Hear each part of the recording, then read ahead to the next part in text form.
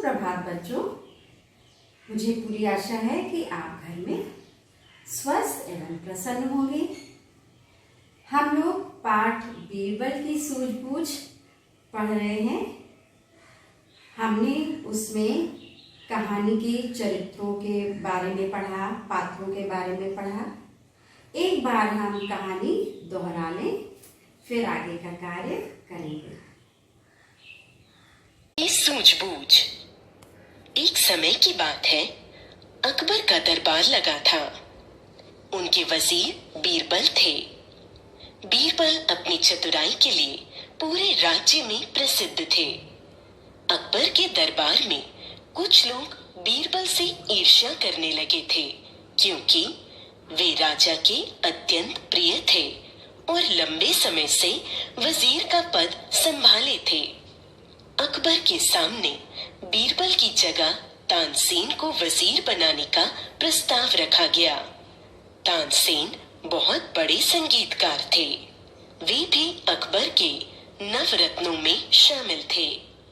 अकबर ने बीरबल और तानसेन में से किसे नया वजीर चुना जाए, इसकी परीक्षा लेनी चाहिए। एक दिन अकबर ने दोनों को दरबार में बुलाया और एक पत्र देकर एक दूसरे देश के राजा के पास भेजा। कई दिनों की यात्रा के बाद जब दोनों पत्र लेकर वहां पहुंचे, तो उस पत्र को पढ़ा गया। पत्र में इन दोनों को फांसी पर चढ़ाने की सजा लिखी थी। सजा को सुनकर तानसेन भयभीत हो गए।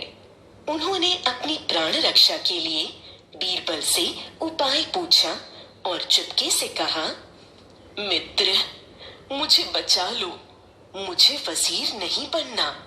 बीरबल अत्यंत चतुर थे। उन्हें तुरंत उपाय सूझ गया। तत्पश्चात दोनों में पहले फांसी पर चढ़ने की होड़ लग गई। इसे देखकर सैनिक चिंतित हो गए और अपने राजा के पास गए।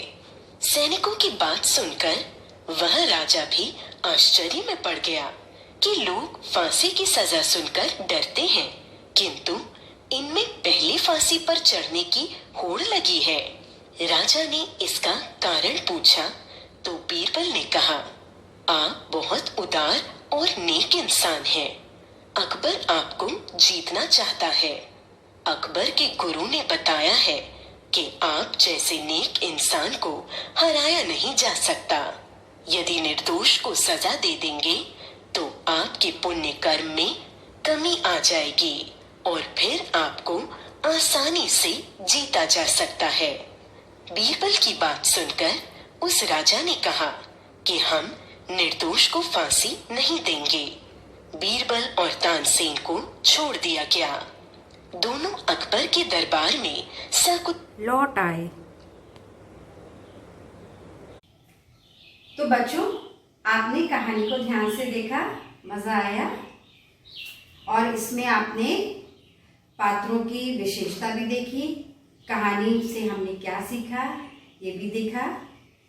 आज का कार्य बच्चों हम लोग मेधा अभ्यास पुस्तिका में करेंगे और उसमें हमें जो मुख्य पात्र हैं अकबर और बीरबल, उनकी विशेषताओं के बारे में लिखना है।